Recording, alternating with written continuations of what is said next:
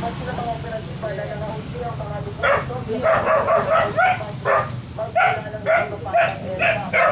Hindi malabing na yung president ito pa mga delegation ay inabutay ng ilang mga operatiba ng sahig na lubog. Tulo.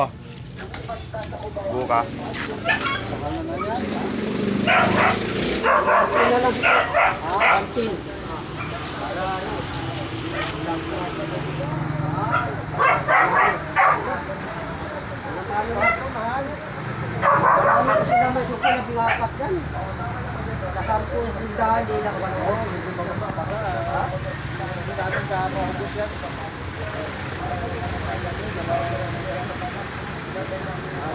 Parang wala.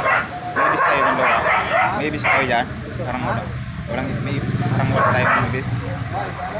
Wala tayong kanya niya. Diba?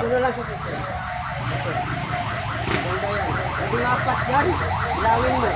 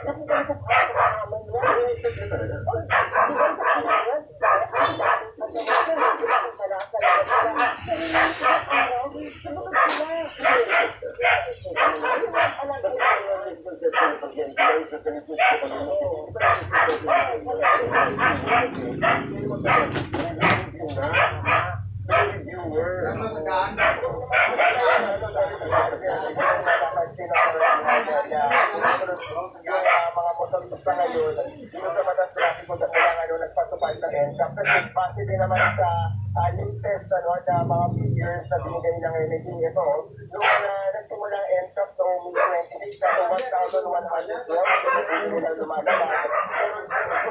Bumaba na ito sa 565 na lamang. So, sabi natin sa hapon, i-update ko operation manager, yung director ng strike force ng NAD. Sinabi nila, napansin din nila yan at patuloy yung pagbabarin itong lumalabas dito sa Batos Traffico sa major roads ng Metro Manila mula ng pinatupad yung NCAP. Maraming salamat sa inyo po pag-click. It's brought to you by ER Executive Optical, your expert eye care.